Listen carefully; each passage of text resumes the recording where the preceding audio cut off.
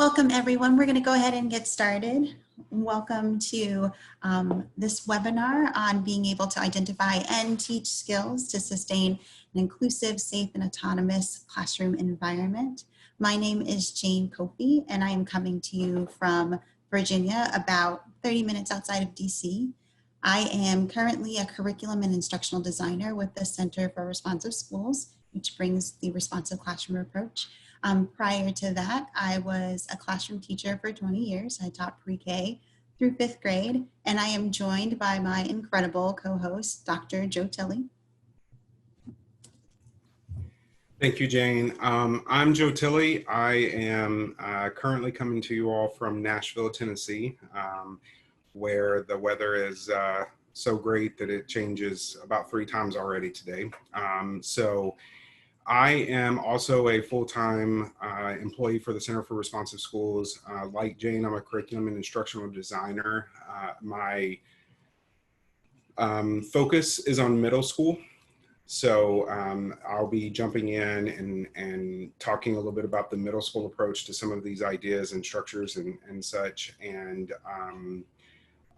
before that, I was a special education teacher for several years. I taught everything from kindergarten to 8th grade, and in inclusion settings, pull-out settings, and self-contained settings. So a little bit of everything from that perspective. So that said, I also have served in a couple of district level roles.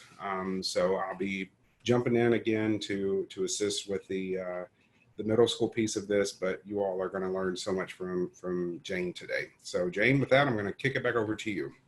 Thanks, Joe. So before we jump into our content for today, probably with many people, you've spent a lot of time on virtual and digital platforms. But what I want to do is make sure that we're creating this climate in which everyone feels comfortable, especially with this virtual platform. So I am just going to take a few moments to go over some of the features that we're going to use that are going to be helpful throughout our time together. And that way everyone is able to access those comfortably and be able to use those features. So just 3 that I'm going to go over. Somewhere on your screen, depending on what type of device you're using, it'll either be located at the top of your screen or the bottom of your screen. Sometimes it's even on the side, is the toolbar for this Zoom platform. And with the toolbar, you might have to click or hover for it to appear. And on the bottom, or if it's on the bottom for you, but on the far right-hand corner, the very first feature is the mute and unmute. For most of our time together today, you're going to be muted, but there are definitely going to be opportunities in which you're going to share with others, and you're going to want to make sure that you unmute. We're also going to have the opportunity for you to ask questions, and we'll ask you to unmute when that happens towards the end of our time together today. The next feature, which is located right next to the mute feature or icon, is the ability to stop and start your video. It's always great to be able to see everyone, but we also know you're at home. And if you're comfortable being on video, we ask that you go ahead and do that. And if for some reason, either you're not comfortable, there's just a lot going on, or you just need to be hiding your camera for a little bit, that's fine too. We completely understand, but that's where that feature is located. And then most of you already located the chat feature, and that will allow for you to respond when we ask questions towards the entire group.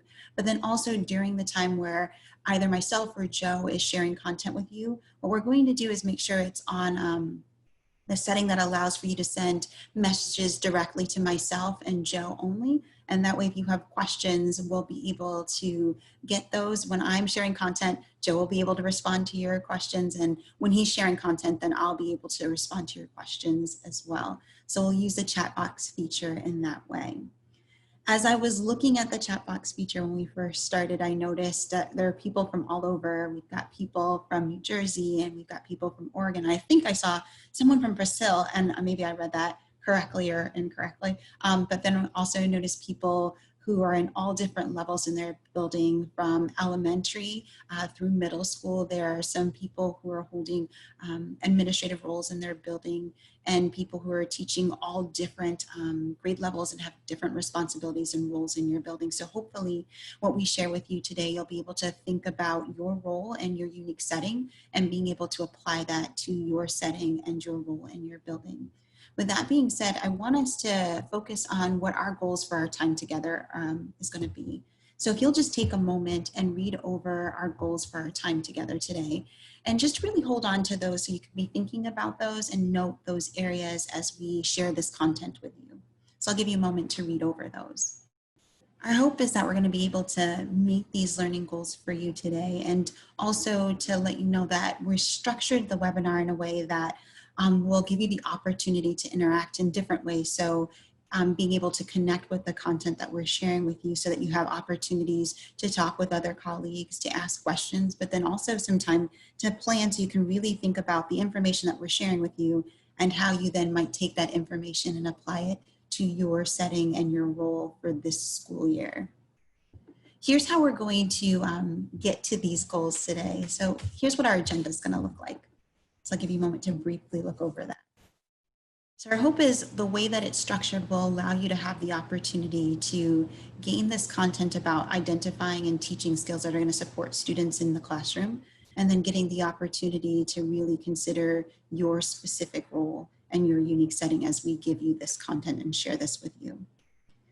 So as we think about this, and we're about to jump into this content, I do want to say that Joe and I have been thinking about we can't begin to imagine what challenges educators are trying to navigate specifically this school year. It's unlike any other school year. And so it's the idea of trying to think about what's the best way to meet students' needs in the midst of everything that's going on, and creating an atmosphere in which children are able to learn and feel cared for and feel that sense of belonging.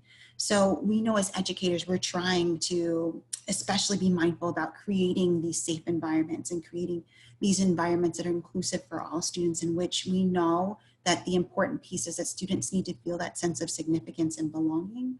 But then also at the forefront of our minds, we're keeping the idea of holding on to what those social and emotional skills that students are going to need, in addition to the academic skills that they need in order to be successful. So to start our time out, I'm going to give you a question to think about and to reflect upon, and that is, how can we support a safe and inclusive autonomous learning environment for students? So we're thinking about what's important for them, especially this year, because this year is different. And so what are some ways that we set up and create these environments for students? And what I'm going to do is just give you a few moments to jot this down. If it's something that you're more comfortable just kind of thinking and mulling over in your mind, that's fine too. And if it's helpful for you to jot things down, go ahead and do that. So just take about 60 seconds to think about this question and your response to this question. If you're feeling comfortable, I'm going to invite you to use the chat box to just type in some of the thoughts that came to mind, your responses that came to mind in response to this question. So I'll give you a few moments to do that. And as people are putting in responses, take a moment and read over what people are sharing. So take a moment, use the chat box, and put in a response to this question, some of the things you were thinking about. Seeing quite a bit about relationships and community and how important that is. And remembering to connect with families. Seeing people putting in things about strengthening that community with making connections and strong communication in order to do that. Just really strong and thoughtful ideas in response to this question. If you haven't already taken a moment to read over what people have posted, take a moment and read over those. You'll find that there are probably many things that you are connecting with from what people have shared. So from what I've just read, and hopefully what you've just shared as well, you'll notice that a lot of people are thinking about the same things when it comes to how to make sure we can create these environments for students in which it's safe and it's inclusive and it's an autonomous environment for students to be successful in. And so with that in mind, I'm gonna have us think about the responsive classroom approach and how we can use that to foster the things that people were just responding about in the chat box. So when we think about the RC approach, the responsive classroom approach, the idea is that it fosters an environment that shifts teachers' beliefs about teaching and about learning to encourage teaching that embraces diversity, teaching that embraces equity and inclusivity in the classroom so that students can feel that sense of significance and belonging, and we're creating those conditions that allow for that.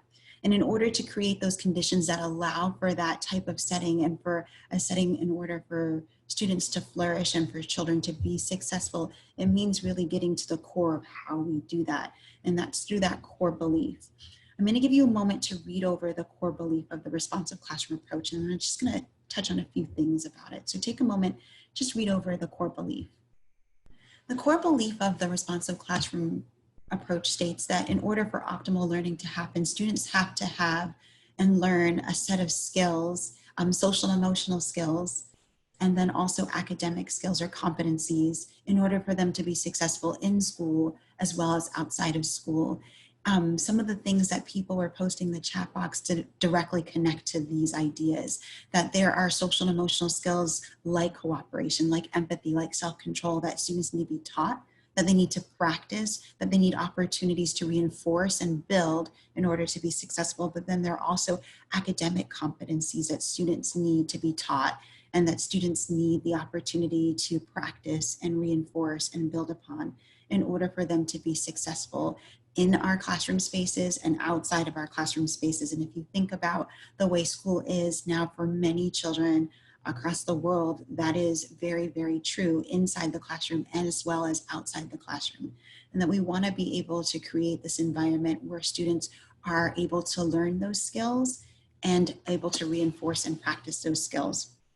So if we're keeping the core belief in mind and we're thinking about if students need these skills in order to create and to maintain a safe and inclusive as well as autonomous environment, it means we need to consider ways that we're going to teach these skills, but also identifying the skills that students need so that they can be successful in these areas.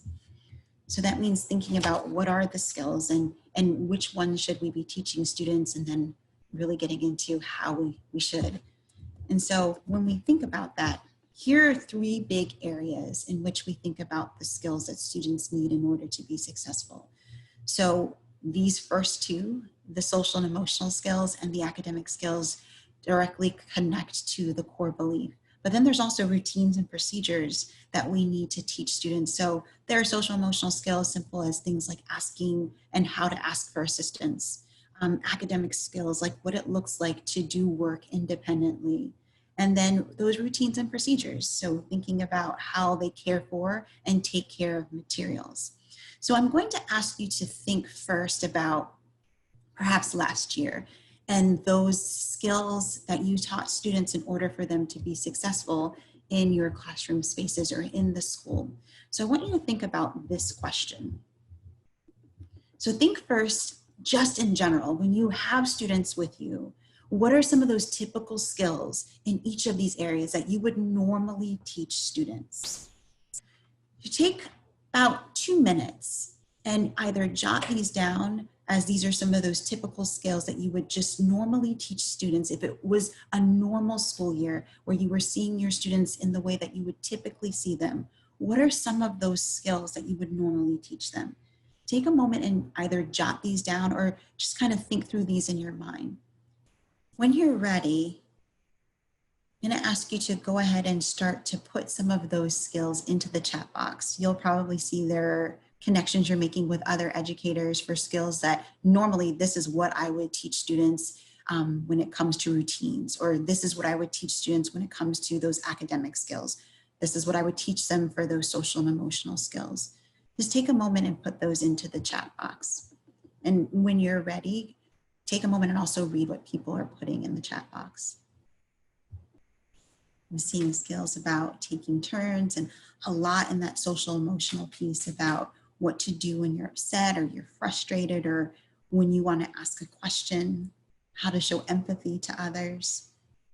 out the bathroom and transitions, taking care of supplies, managing their own learning, lots of specific skills and lots of skills that really help students be successful just in the school year, not just at the beginning, but throughout. Problem solving. If you haven't taken a moment and read over what other colleagues are putting into the chat box, do take a moment and do that. So I'm going to, in a moment, ask us to dig a little bit deeper with some of these routines that we would normally ask students to do and that we would normally teach students and set them up for success any other year. So for this year is different. So now I'm going to ask us to dig a little bit and to stretch our thinking about if these are some of the skills that we just normally teach. As educators, we know this will help students be successful in these social and emotional skills and these academic skills. These are routines and procedures that are really going to support students. Now I want us to think about this question.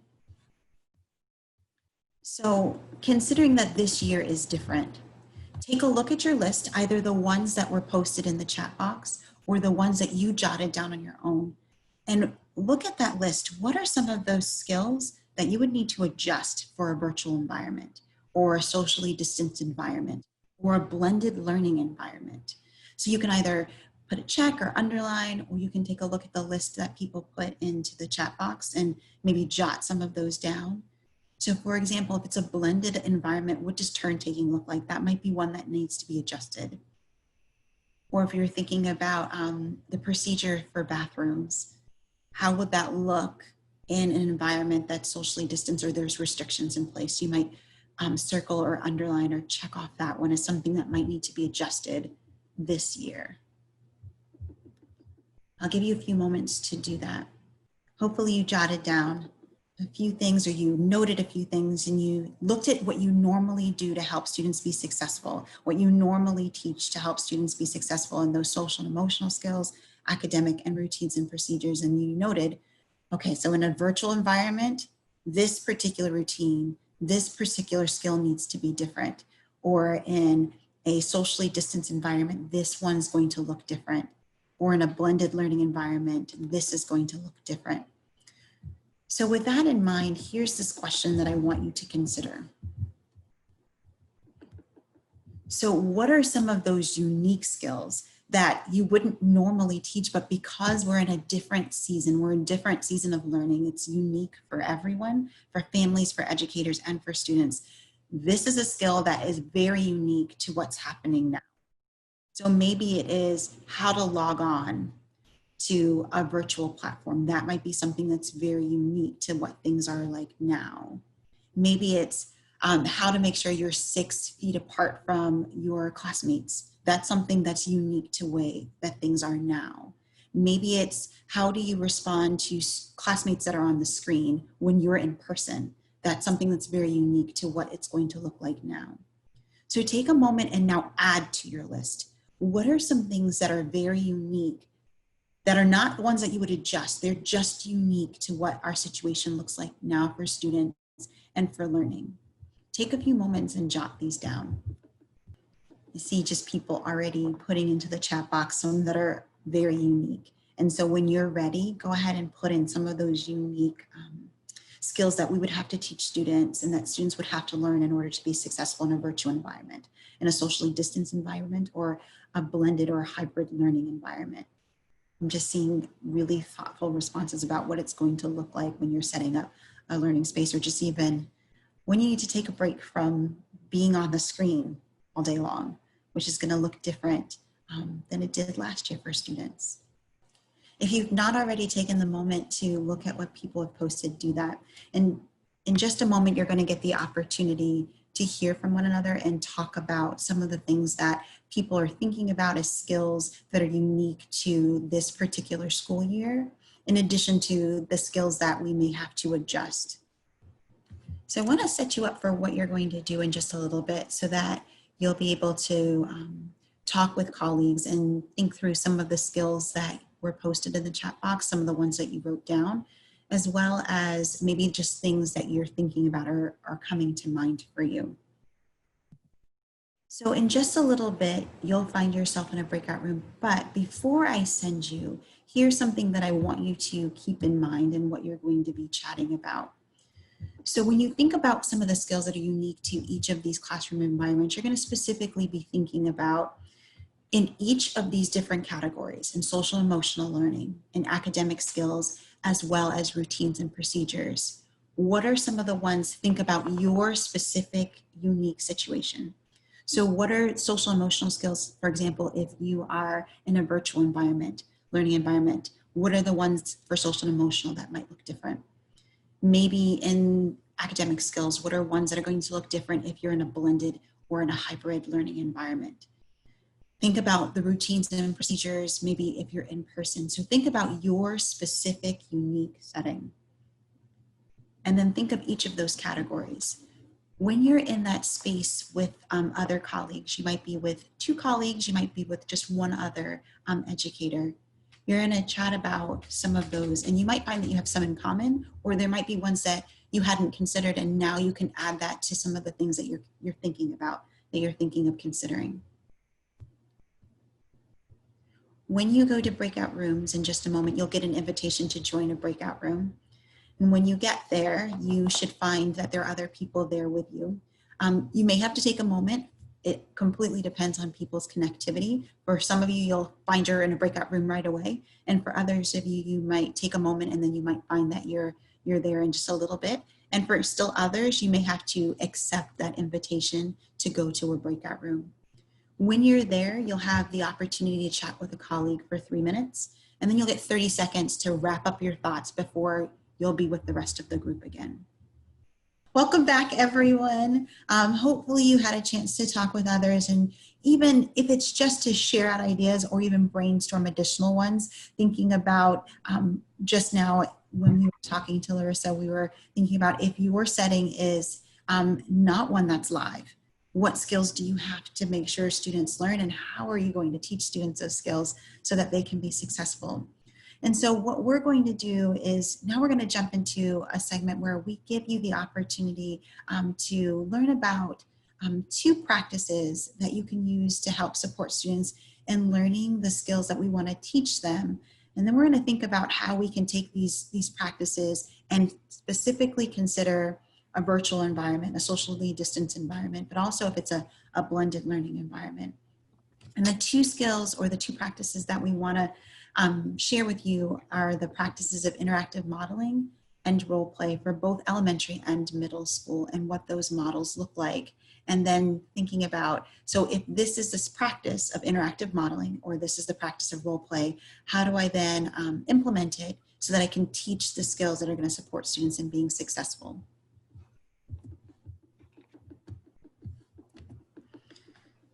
So the practice of interactive modeling for both elementary school and middle school as a practice is a straightforward technique that allows you to support students in doing the noticing and the learning of a skill that you want or you intend to be done one certain way. In the elementary school model, there are 7 steps, and you always start out by first stating what you're going to do and then why, and as much as possible connecting it to an expectation or a role. And with interactive modeling, you do the modeling and the students do the noticing. And so when you have the opportunity to model, for example, this is the way that you will ask for assistance. If that's something that you want done only one specific way in your classroom environment, you would show students. Then you would ask them, what did you notice? And they would tell you what they noticed. So it might be something like you raised your hand if that's what you modeled for them, or you waited till I gave you eye contact if that's something that you want students to notice. And then you would give students an opportunity to show you that. So you might ask, is there someone else who wants to show us what it's going to look like and sound like when we, for example, ask for assistance or put away this particular tool? And then you would have the students watch to see what that looks like and sounds like. And then they still do the noticing.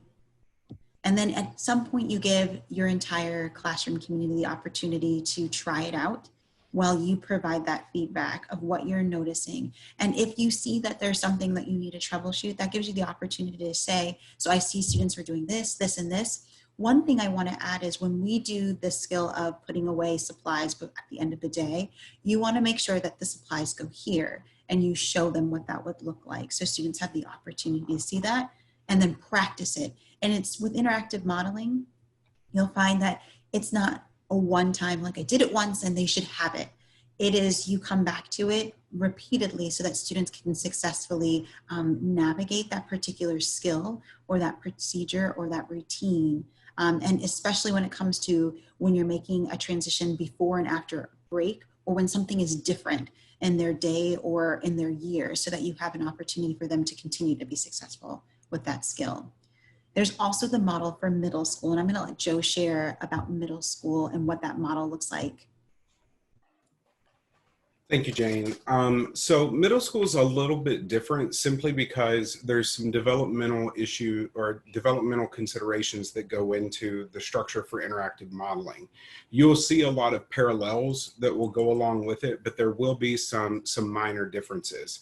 And so just before I get started, if you're looking for a really good resource from the developmental side, because I think we're all entering a new phase right now in education. We don't know how long it's going to last, but it's either going to be that you're inside a classroom and there's these socially distanced issues of mask and barriers and so on and so forth, or you're completely virtual where you're trying to teach new skills for Zoom or Google Classroom or whatever the case is. Or it could be a hybrid, which is where you've got some students in, and then you're also teaching to people that are watching you live. So with that in mind, middle school students have some developmental considerations, and so those considerations are found in a book called Yardsticks, and so you can find this on our website. But this is a really good book because it really breaks down what's going on in a 7-year-old and how you help and support that. And I think as you get into this place where you're identifying some new skills, that can be incredibly helpful. With that said, I'll give you a little bit of information about these 4 steps that go into interactive modeling for middle school. First, you're going to describe what you're going to model and the why. And I cannot stress to you enough the importance of the why. And the why is important because middle school students they're either going to ask you what the why is and just straight up ask that question, or they're not going to be invested because you didn't put the why to it. The why typically is going to be attached to keeping the community safe, the classroom community safe and secure, so that everybody's significance and belonging is protected. And if you can explain that in a way where students understand the why to it, then it'll really assist you as you go through it. So you're going to describe what you're going to model. You want to make sure that you have planned this out. This doesn't need to be something that you do on the fly. You really want to think through what you are about to say to your students. If you have a trusted colleague that you can ask them to listen to it, I think that would be a positive step, simply because that would give you that opportunity to see if there might be a place that you can improve on that describing what you're going to model and why. You're going to model this while students notice. Now, this step is incredibly important because this is the equity piece for students. When we get into the second step, what we are asking students to do is simply pay attention to what I'm about to show you and just notice. Notice what I'm doing, notice how I'm doing it, those types of things. For the most part, almost all of the students that you have in your class are going to be able to notice. And so it's a great equalizer. You don't want them taking notes. You don't want them trying to read or follow along with anything. All you want them to do is watch you. If possible, be as silent as you can be when you are modeling. Take as much of the language piece out. The only time you should speak during the modeling is if you need to model your thinking. Otherwise, keep it completely quiet because you don't want students focusing on what you're saying as opposed to what you're doing. Unless you are modeling conversations, and then obviously that you're going to be talking. And we'll talk about role play in just a second about that.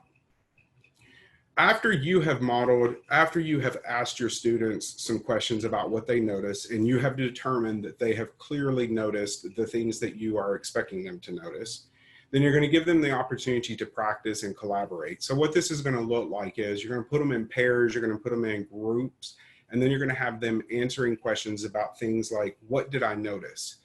What did I notice when the modeling was taking place? And then in those small groups, give them that chance to practice. If it's a gathering supplies, then maybe one person at a time will go and do it. And then they're going to collaborate and talk about those pieces as well. And then lastly, and this piece is incredibly important, when you're reinforcing the practice with that immediate feedback, your language is incredibly important. You want to say things like, I noticed, not I like, not I love, not I'm so proud of so-and-so, those types of things, because those qualified statements will cause other students to tune you out. And so what you want is them to focus on what they're doing, what they're expected to do, and then you want to reinforce that with non-qualified language. So it's going to be, I notice, and then you're going to follow it up. So this might sound like, I noticed that in your partnerships, you were being equitable in your voice by giving each other a chance to talk. Instead of, I love how you share, because that is that qualified piece that's going to cause people to do that. So that's the 4 steps of the middle school model. If you're looking, again, just to kind of throw this out there, if you're looking for help with your language, The Power of Our Words is a good resource. If you're looking for assistance on interactive modeling, this book of interactive modeling is going to be a great resource as well. So those are the 4 steps. Keep in mind the developmental piece of students. And that's a real critical piece, because the developmental aspects of 6th graders greatly differ from the developmental aspects of 8th graders. So make sure you have familiarized yourself with what those are and what they look like, because they are definitely going to factor into these new virtual classrooms, socially distanced classrooms, and then even the hybrid classroom. So those are the interactive modeling steps for middle school, and I'm going to turn it back over to Jane. Thanks, Joe. So with that being said, looking at the elementary model, but also the middle school model, what we're going to do is we're going to have the opportunity to see what interactive modeling looks like, specifically with the first 3 steps for elementary. The intent is with both elementary and middle school, those first few steps are those critical steps where you think through and you actually plan out what it's going to look like and sound like, so that you can be certain to guide students in the way that they're going to be successful in learning that particular skill or that expectation. The interactive modeling piece that you're going to see in just a little bit is just a clip, just the first 3 steps. In this particular classroom, this teacher is working with her 3rd grade students, and she's helping her 3rd grade students figure out how it's going to look and sound when they are interviewing someone who is virtual, who's remote, not in their actual space. So they're interviewing an individual who would be on a screen and joining them in that way. And so what they would need to do with their voice and sound to make sure that someone on a screen can be able to hear and see them. And so what that teacher does is to set them up by letting them know that another teacher is going to play the role of the person that they would actually be speaking to. And so she does that and sets them up so that they can see that. And so what you'll see is the part where she models, and then the part where she asks them what they noticed. You'll also see that she starts by first connecting it to their classroom rules or expectations. You're going to watch and see what that looks like with interactive modeling in this 3rd grade class.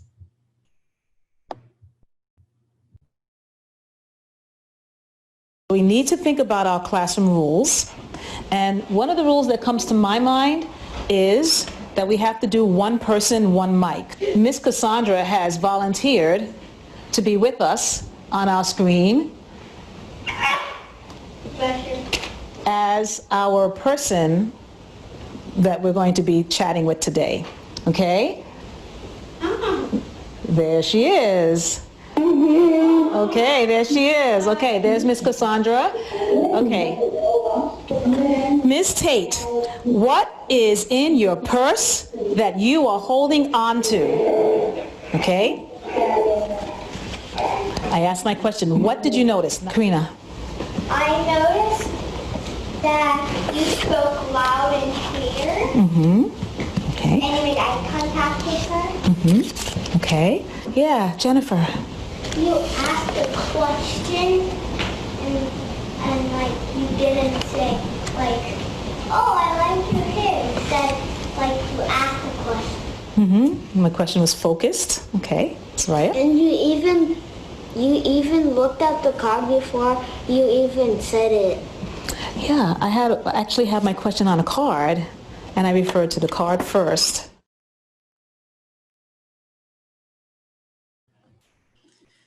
So that was just an opportunity to see what that would look like in action, and keeping in mind that this wouldn't be this year, but a year prior to this. So you'll notice that students are all together, and that's the way that the space looks. But the intent was really for you to listen to the language that was used and how this teacher set up an interactive modeling for students when someone is not in their space, and how they may speak so that that person can hear. There are definitely opportunities to teach skills and to teach routines and procedures in which interactive modeling is a really helpful and powerful practice to be able to do that, whether it's a virtual skill that you're teaching or one that you're teaching in which there are restrictions when students are together, or if it's a blended or a hybrid model. Another practice, though, that might lend itself well to teaching skills that students might need to be successful is the practice of role play. Role play is a little bit different because with role play, you're asking students to more so figure out, it helps students navigate social and academic different scenarios and situations in which they're building a repertoire of different ways to respond. So instead of it just being one way with interactive modeling, there's just one way in which you want to see something done. So perhaps there's only one way for the bathroom procedure now. There aren't multiple ways that you want students to navigate how they'll use the restroom when they're all together in person and things are socially distanced. Maybe that looks different. But maybe something, for example, how they can respond to a question, that's something where you're like, they have multiple ways that they could do this. So if it's a virtual platform, maybe when they're responding to a question, you might ask them to use a chat box, or you might ask them to unmute. And so there's multiple ways in which students might be able to respond to a question. Role play is a practice that allows for students to build a repertoire so that they can pull from different ways that they might respond to a particular academic situation or a social situation in ways that you've spoken to and they've had a chance to think through them. With the elementary model for role play, there are 10 steps. Notice, just like with interactive modeling, there are steps that repeat themselves. So you would have students first begin by describing, or you would describe the situation, and you would name what the goal is, and as much as possible connecting it to what the expectation is or the classroom rules. And then you would take the time to hear what students are thinking about this particular situation. So they would be brainstorming and you would be jotting them all down. If students say something where you're feeling like it may not quite work for your classroom community, or it may not work for your situation, then it is helpful to let students know. So it sounds like this is something that we might be able to use when we're able to be closer together. But this particular one, or this particular scenario that we're thinking about, is what it's going to look like when we're apart. So can you think of one that might work for this situation? You're making sure that all students' voices are heard. And so you're jotting down everything, or you're helping students to navigate and kind of pinpoint the particular scenario that you want children to brainstorm, and you're jotting them down. Then you have the opportunity to act them out. When you act them out, you as the educator or the adult in the room, or the adult in that space virtually or in person, you do the main role. You do the most difficult role, mostly so that you can model for students what that's going to look like and sound like. So if it's, for example, these are the ways that we can respond to a question virtually, then you would choose one from the list of what you've brainstormed as a class, and then you would let them know. So I'm going to do this one where I use the chat box to respond to this question about how we can best learn, or something like that. And then you would model it, and then just like interactive modeling, you would ask students what they noticed. And then you would try out a few, and having students model those, and then you would let students do the role. And you would continue with those lists. You don't have to go through the whole thing in one day or in one moment, but you do want to take an opportunity to notice and try out a few, and then sum up what's learned, and then definitely follow up. So if at the beginning of the week, these are ways that we could answer questions as a class, and you find that something didn't quite work for our class, now you have the opportunity to follow up and say, so I'm noticing for our class that using the reactions isn't as a powerful way to respond to questions as we thought. So let's take a look at some of the other ways that we can use. And so you're reassessing and figuring out what's going to be working best for your classroom community. And that's what the elementary role play would look like. Joe is going to speak to what the role play would look like for middle school. Excuse me. Thank you, Jane. So again, with middle school, you're going to see, and you're going to see that there's a lot of similarities and parallels to elementary.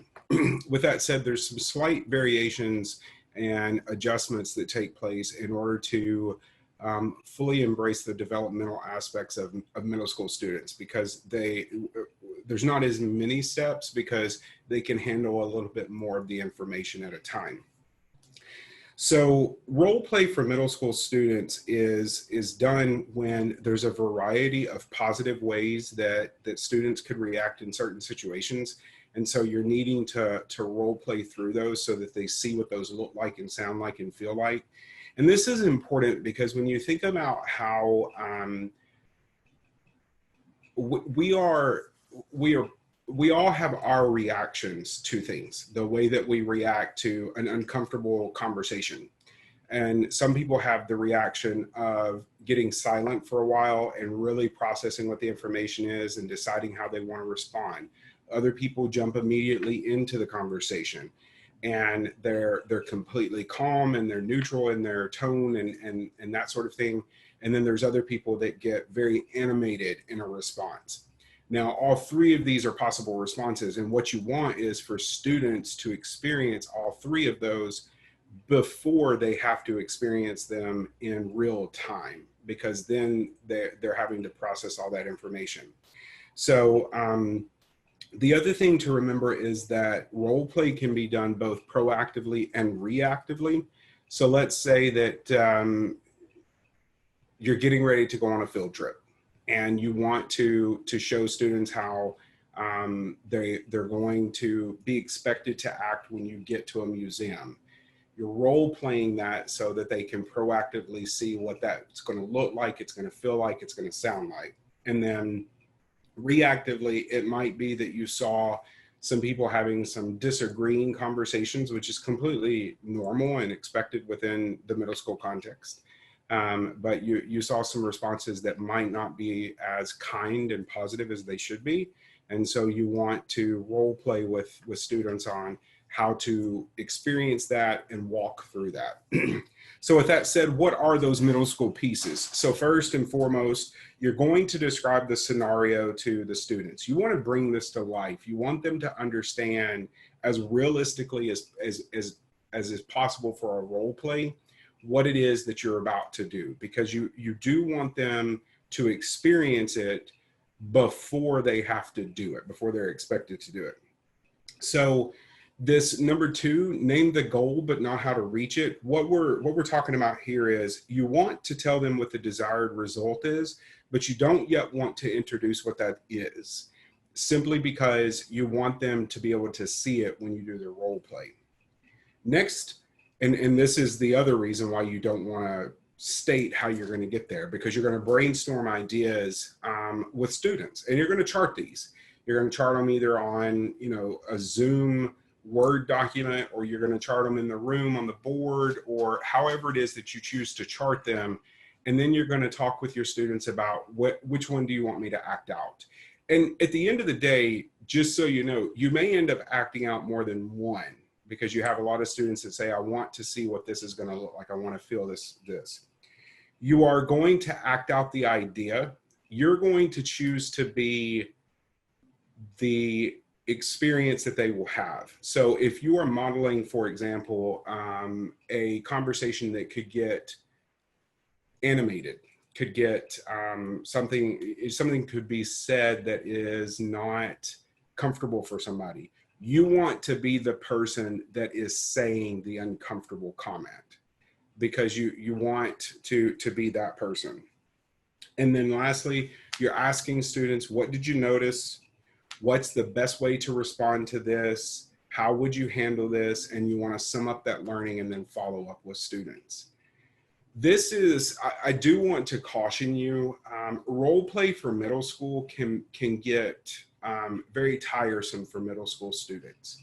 From a developmental aspect, the more that you can stay in a place of being able to just clearly state what the expectation is, the more positive that will be. You want to selectively use role play for those really sticky situations, those situations that you think could quickly get out of hand if not dealt with. And I go back and I think about what that core belief is. And I think about protecting everyone's sense of significance and sense of belonging. And I really think that in this new reality of either the socially distanced classroom or the virtual classroom, the hybrid classroom, whatever it is that we are now working with, there's going to be a lot of new unexpected realities. For example, we have heard from people that have started school that they've had some issues with students being really uncomfortable with the level of volume that is now existing inside a classroom because you're wearing a mask. And so it's either, it sounds like the person who's talking to you, who may be 3 to 6 feet away from you, is yelling at you. And it's because they're trying to make sure they're communicating to you. And that's a new skill. That's a new skill that we have to teach people. We also have to think about the fact that you may end up having a lot of volume that takes place, especially in that socially distanced classroom. And that's a skill that you want to really think in terms of, how do I model that? But if I can't model all those pieces, how do I role play it? How do I get them to experience it before they have to experience it? But again, the developmental aspect is going to be a really critical piece. For middle school students, just a couple of resources that are fantastic. First, seeing the good in students. This is a really fantastic guide for creating a level of self-discipline within that classroom so that students can maintain regulation and control, which is going to be, again, really important in the new reality. And I'm just giving you these resources because this is what we're using to build our programming. And so building academic community, fantastic, again, just a fantastic resource for those first 4 weeks of school when you're really setting up your structures and that sort of thing. And then lastly, and this is a really good resource to help you through, and I think this is going to be an even more popular resource given the new reality and the new skills, but teaching self-discipline is a fantastic resource for helping students to learn how to kind of behave and stuff. And so when we think about the idea around teaching these skills, modeling is so important, trying to figure out how we can really model for students what this looks like, what it sounds like, what it feels like, but then also considering the role play, really thinking through what it's going to, and I mean, as I'm presenting to you, as Jane is presenting to you, there's this idea around, there's these pictures of people that are there where people are moving and it's a different environment. And that's a new skill for students to learn how to do that. And so these resources can be fantastic for you. And the just really, again, sorry, but the interactive modeling piece and then that role play piece is just so critical to these new skills, because the anxiety that students have, this actually helps to really lower that anxiety because they feel like, oh, now I know what you're talking about. So with that said, I know it's a lot of information. I'm going to pause here. I'm going to kick it back over to Jane. Thanks, Joe.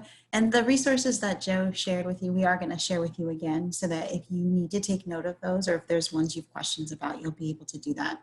What we are going to do is share with you what role play would look like specifically in elementary, looking specifically at the first 5 steps.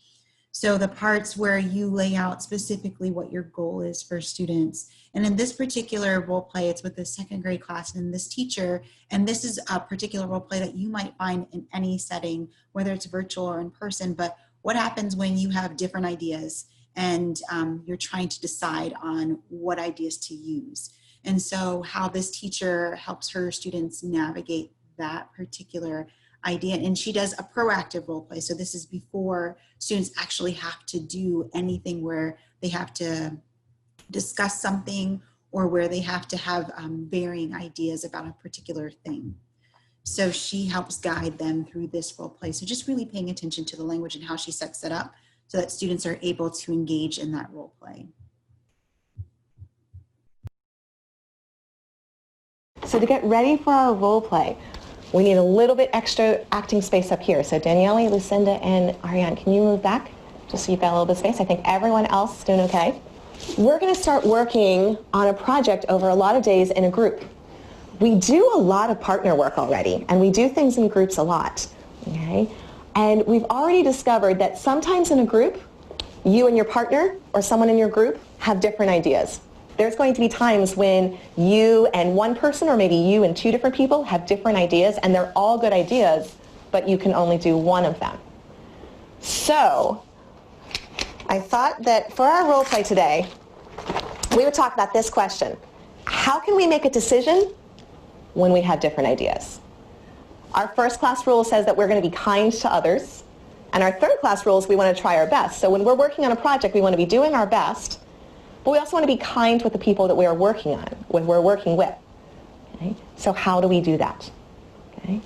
So who has some ideas? So yeah, if you have like one extra idea, just use that one. You two are like so like you really want to do your idea and you can't stop. And your extra idea, you can do that. Okay, so the two of you have two ideas and you're really stuck on them, but you're saying let's just do a different idea, a third idea. Okay, that's called a compromise. All right, so here's what we've got so far. When you and a partner or a group of people all have different ideas, somebody could say, you know what, we could do your idea now and my idea next time. Or you could say, each of you could give your reasons and talk about it and make a decision. You could choose a new idea, a compromise, and say, let's do it this way instead. Find a way to combine the two ideas. Use both ideas in different ways, or just kind of say, we'll do your idea, then my idea, and your idea. And let's do both of our ideas. This is a pretty good list. You guys are definitely thinking about how to be kind, because there's a lot of sharing going on here. Let's act a few of these out. So I'm going to try this first one right here. This is what I'm going to do. I'm going to need a volunteer to come up with me. Okay. Someone who hasn't been up in a while. Daniele, come on up. Okay. So your job as an audience is to listen to how I say this part and how Daniele reacts. Okay. We're going to talk about how this is a kind way to make a decision together. All right. You guys know what to say. Yeah, Christian, you've already started for us. Ready? Lights? Action! How about we can do your idea now, and we'll do my idea next time. Okay. Okay. Okay, cut. First of all, round of applause for Daniele. Thanks, Daniele. You can sit down. Okay, what did you notice? So with that role play, you had the opportunity to see the first 5 steps and how that teacher set up that particular role play in order to teach the students about what it would look like in order to be able to navigate when there are many ideas and how to still get work done. It's one of those role plays that helps to do proactively, but it also is one where you can find that you've set things up and you may have to do something reactively and troubleshoot some different areas.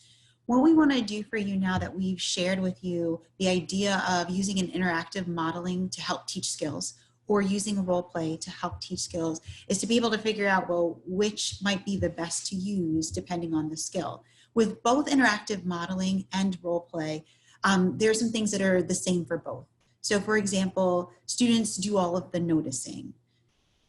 It requires you to plan out your role play or your interactive modeling. And then the feedback or the follow-up is really important for both role play and interactive modeling. To decide which one is going to be best for whichever skill you want to teach students, whether that's virtually or if there's a blended model or if it's in person, is deciding, is it one of those skills that there's only one way that I want to see students do that particular thing? Like there's only one way that I want to see students wearing masks. So it's going to be an interactive modeling.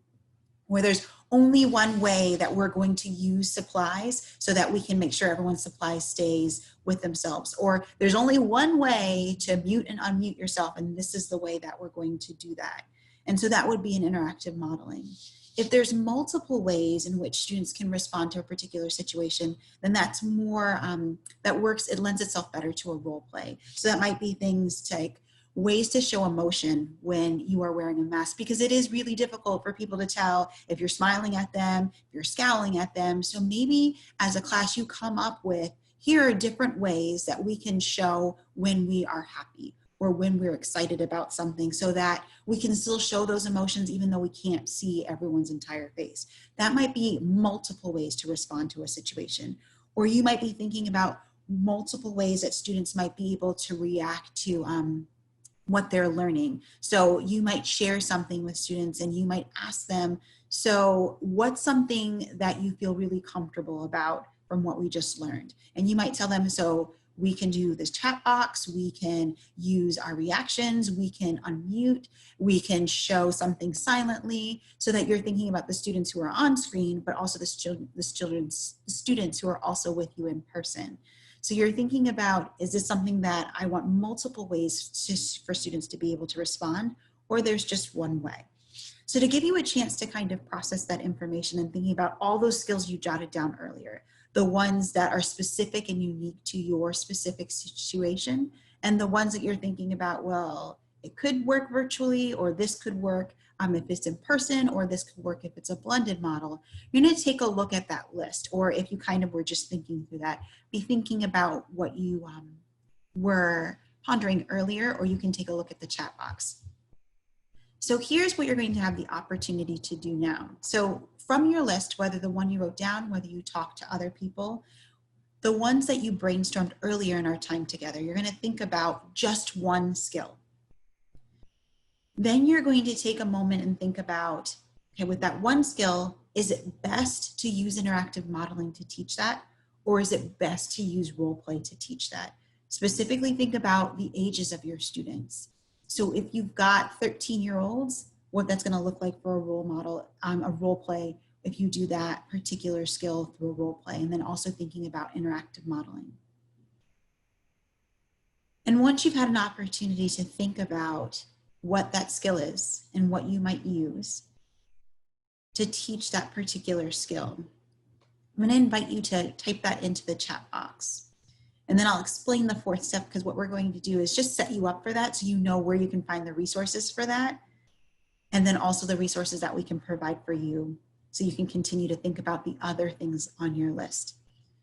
So take a moment and think just one skill from your list. And when you're ready, put that in the chat box. And if you also feel comfortable saying interactive modeling for this, add that as well, or role play for this skill, add that as well. So when you're ready, go ahead and type that into the chat box. This will give people many ideas, but then also a particular practice that they can connect to that particular idea.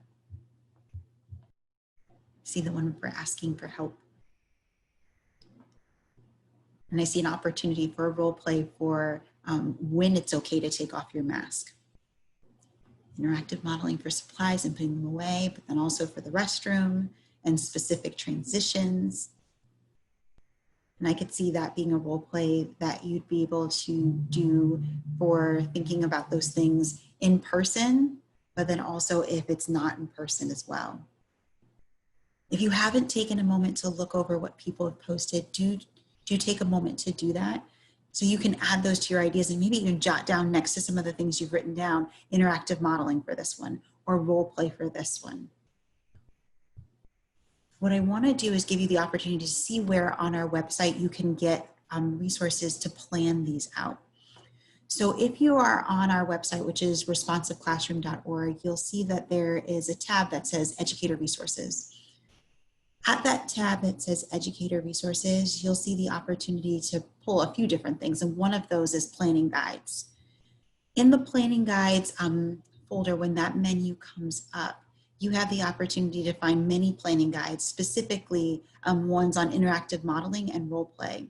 And they are writable, so if you pull it up, you can download it and then go ahead and type in your plan for how you're going to teach these particular skills. If you start to write on it, and just a note, if you start to type into it while you have it open, then you're not able to save it. So you might want to download it and then type into it, unless it's something that you're going to be able to view just as you're doing it, maybe on a computer screen in that way.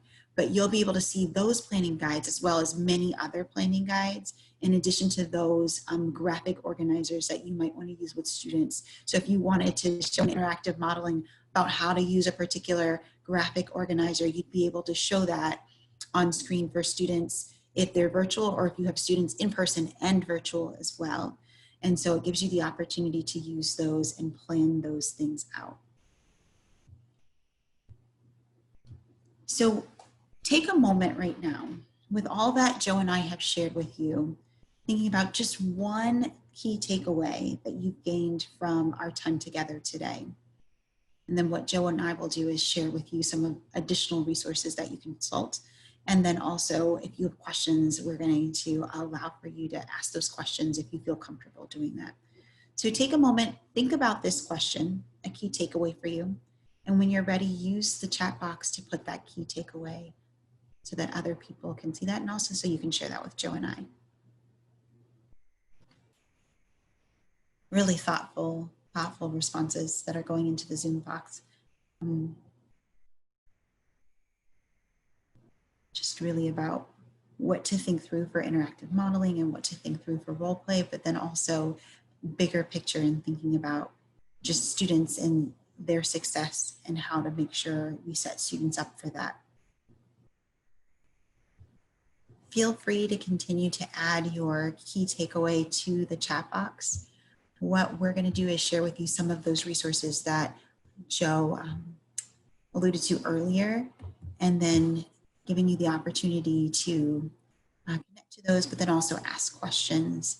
So Joe already pointed out the resource about building academic communities, and then interactive modeling, which are two really helpful resources that you can use to support you as you start the year. An additional one, and this one is for elementary, the building one and academic communities for middle school, and the first 6 weeks of school is for elementary. But knowing that both of those are really great resources, and also that you might find things in there that you're thinking through how you might adjust those, but it's a good starting place that helps you build that foundation as you start the year with students. And then interactive modeling just has many different examples of interactive modeling for academics, for social emotional learning, but then also for routines and procedures, and just ways and the language that you might use for those. Other resources, and he pointed out these ones too, teaching self-discipline and seeing the good in students are two really helpful resources to consult as you're thinking about ways to help support students this particular school year, so that you can make sure that students are successful as the year goes on. Another one, and this resource is specifically geared towards this webinar. So at the completion of this webinar, in the next probably few days to a week, you'll get this resource, which is just several different suggestions for things to do interactive modeling with, and things to do role play with, specifically for social distance learning, for virtual learning, and for blended learning. And so that you can take a look and say, okay, I hadn't considered this one, or this one will work and I might have to make these adjustments, but just an additional resource for you to look at and to consult, to think about what you might use role play for, and also what you might use interactive modeling for both elementary and middle school. So that's a resource that you'll get after this webinar, so that you can use that to help support what you're doing with students and thinking about those skills that they might need to be successful at the start of the year. And then, as always, Joe and I are very much so available if you have questions. We're happy to answer those. You can email either one of us at any time, and if we don't know the answer, we will definitely find someone and get back to you so that you do have that information. You can always consult the responsiveclassroom.org website to get additional resources and information from there too. What we want to do is allow you, if you have questions, to be able to ask those questions. You're welcome to stick around to hear responses and to ask questions. And you're also welcome, if this is a good stopping place for you, you're also welcome to depart at this time and just kind of take that information and hold on to it. And you're welcome to stick around either way. We were really glad that you were able to join us today. So if you have questions, feel free to, I think the best way for us to do that is in the participants feature, you'll see on your toolbar, there is, when you click on that, a menu or dialog box will come up, and you'll see that there is a place where you can raise your hand. And so that way we can take questions from anyone, or you can just listen to responses as well. So we'll allow for you to do that.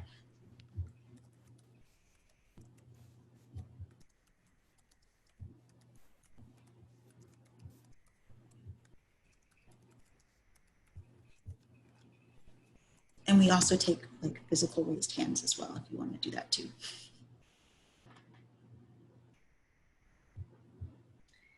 Jane, I was wondering. Hi, Tammy. Hi, I was wondering, I tried to go to Responsive Classroom website, and do I have to have some kind of a code or something to get onto the regular website? You shouldn't have to. You should be able to just go to www.responsiveclassroom.org, and it should just take you right there. Okay, I'm going to try that, and then I'm going to stay on and make sure. Okay, yes, do that. And if not, I can always put that into the chat box, and you can just click on it and see if it works from there too. Questions, and you can also just mute and ask your question too. I see a virtual, but a real hand. Maybe I think I did. Just kidding. Thanks, Joe. You're very welcome.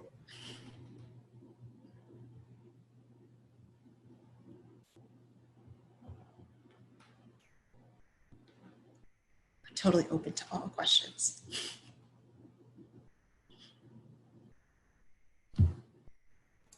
Since we're kind of waiting in that space of awkwardness. Wait, there is a hand now. Oh, what? I didn't see it. Oh, go ahead. Laura, if you'll unmute. Hi, yes, that's me. Hi, I am a behavior support specialist, kindergarten through 5th in Jaffrey, New Hampshire.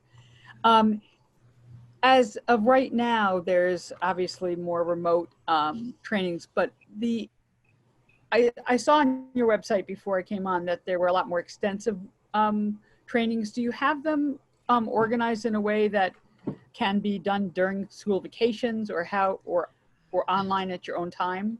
So not necessarily online at your own time, but with the one-day workshops, those ones are being offered at numerous times. So you can pick a Saturday, or you can pick an evening, whichever one works best for you based on whichever workshop you'd like to attend. And I want to say, Joe, and correct me if I'm wrong, those start in October. Is that right? You cut out. Did you? What month? Those start in October. Is that right? You know, I think that is correct. I'm going to look them up right now. Thank you. But Laura, that does allow, it's more flexible with that regard. So they're offered at various times. Right. Thank you. I'm putting the link straight to, thanks. I just put the link to the one-day workshop. fall workshops in the chat box. Thanks, Joe. And I did have another question. If you were, for K through 5, if you were to say, okay, you're going to read one book before the school opens, which is next Thursday for us, what would it be? Ooh. Oh, that's a hard one. So many books. Right, but what I mean is you gave all these resources, and you know I'm a bit of a slow reader. Oh, for you, got it. I totally missed that. I'm so sorry. I thought you were talking children's books, and I was like, there are so many to choose. Oh yeah. No. You were talking about resources like adult educator ones. Got it. Yes. You know what? I would say for me, the first one I would go to is teaching self-discipline, because it starts at the beginning of setting up the school year and goes all the way through all of the pieces. So you start with first looking at your teacher leadership style, going through the framework for how to set up an environment for students. It talks about interactive modeling, role play, problem solving conferences. It talks about class meeting. It talks about stress in the classroom. It talks about teacher self-care. So it goes through many different pieces. So if you wanted kind of like everything all at once, at least for elementary, that one is a really strong one.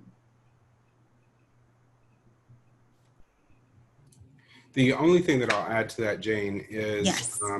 I would, yardsticks is also a really good kind of beginning place, simply because if you're not aware of what the developmental aspects of students are, it's hard to respond to what's going on. And so yardsticks really lays out for you what the developmental pieces are, regardless of it goes from the ages of 4 to 14.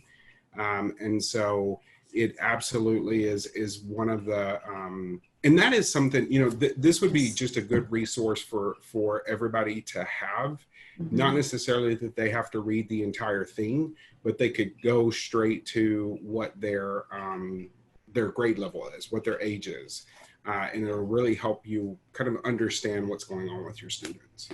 Thanks for pointing that out, Joe. You're absolutely right. That's a really good starting point. I know for me, teaching pre-K through 5th and just being in different grade levels, it was the first book that I would look at just so I could reestablish, okay, so what do 5-year-olds need and what do 5-year-olds do for their learning? And then also thinking about that when I moved to 4th grade, you know, what do my 9-year-olds need and what do 9-year-olds do? So yeah, definitely a great resource. Annabelle, is that a question? Yeah. Hi. I just want to say thanks, you guys. This was great. And I really am liking the 90-minute like focused format. And I was wondering, is there some place, because I've gotten some emails, I'm signed up for one next week, but is there some place that lists out ones that we can go to and sort of plan which ones we might want to do? So on the website, if you go where we showed you educators resources, and there's a place that says webinars, and it will show you the past ones and the upcoming ones. I will say this though, it's usually just one ahead. So it makes it trickier. They're always on Thursday. So if that helps, if you're like, I want to block out my Thursday. But there's one every week to the end of this month. Is that right, Joe?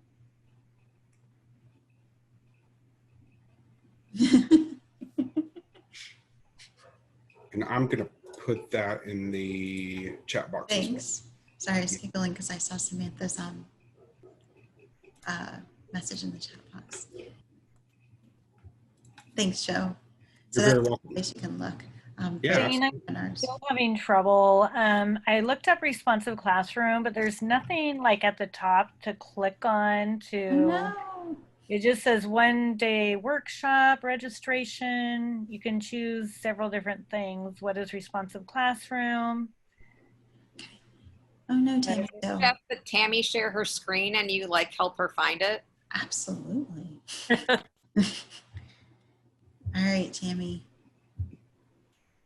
Can you do that really quickly? And maybe if other people are looking for it, we'll be able to do that too.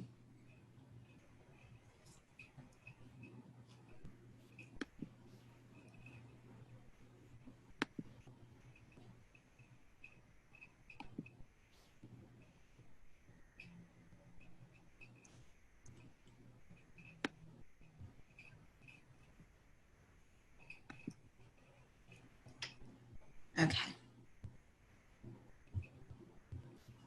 So you should, oh, the hamburger to the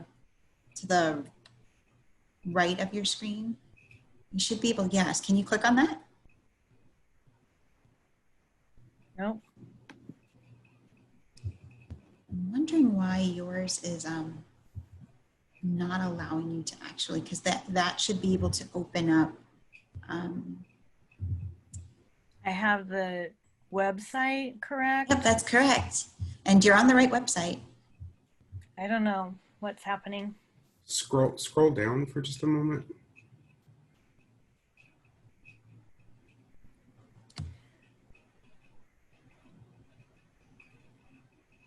Feel free to, if this is a good stopping place for you, feel free to depart. Thank you for joining us. And if you're like, I'm just gonna hang out, that's fine too. We're gonna hang out for like 2 or 3 more minutes and then, yeah. See anything? Click on the register now.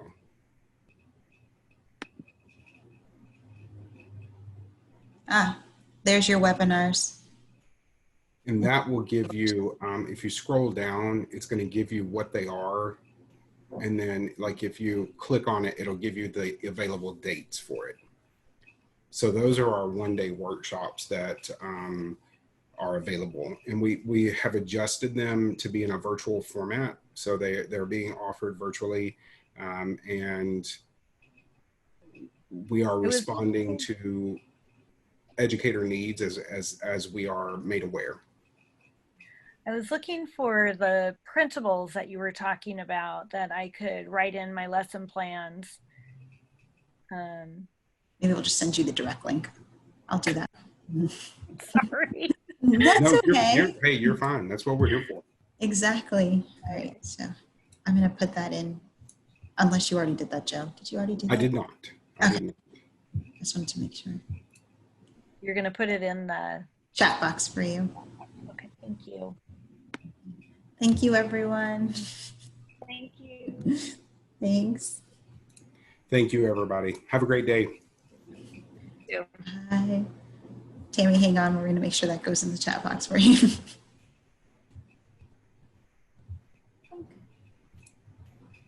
Wait, Joe, are you already doing that?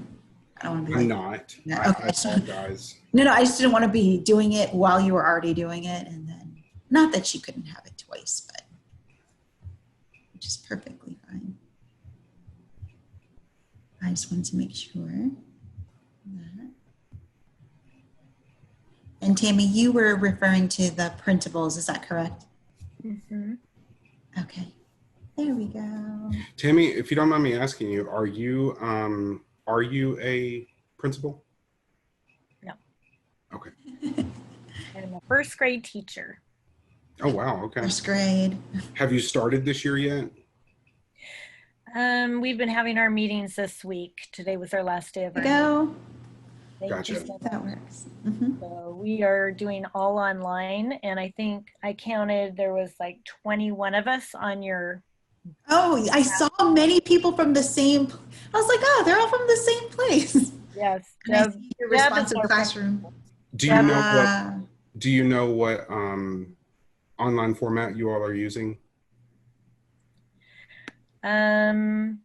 Do you mean like? Is it like Zoom? Is it Google Classroom? Zoom. You guys are using Good. Zoom. Great. Zoom really is, Zoom is really the one that is the strongest. And depending on what level of Zoom that you all have, always remember there's a recording function that may be available to you. And that always gives you that opportunity to, especially when you're doing that direct content piece. Yes. Yeah, we did Google Classroom last year, and this year we're doing Seesaw and Zoom, and so we've been getting some practice in both of those. Yes, because somebody else was saying they were using Seesaw, and then maybe they're from your same school. Because I was like, I thought Seesaw doesn't have a live feature that I remember it having. It was, you could upload things, kids could do videos, you could share, they could comment, but you couldn't do it live. Like you could even record your lessons and they could read it or listen to it later, but it wasn't live. Yeah, we made virtual classrooms with Bitmojis, and made our classroom, so all they have to do is click on the Seesaw from there, or click on our library or music or PE, so they have one spot to go to. It's really fun. Yes, I've seen all the Bitmoji virtual classrooms. They look fun. We'll see how that goes. Our district does that as well. Okay, I will let you guys go. I copied Thank you, this, Tammy. so I'll check it out. All right. Absolutely. Thank you so much. Thanks. Thank you. Bye-bye. Bye. I see Katrina. Katrina, did you have a question? Or maybe not? Or maybe you stepped away for a moment. Katrina, if we cut you off, just email one of us and we'll be happy to answer anything. All right. Have a good evening. Thank you, Jane. Thanks, Joe. Bye. Bye.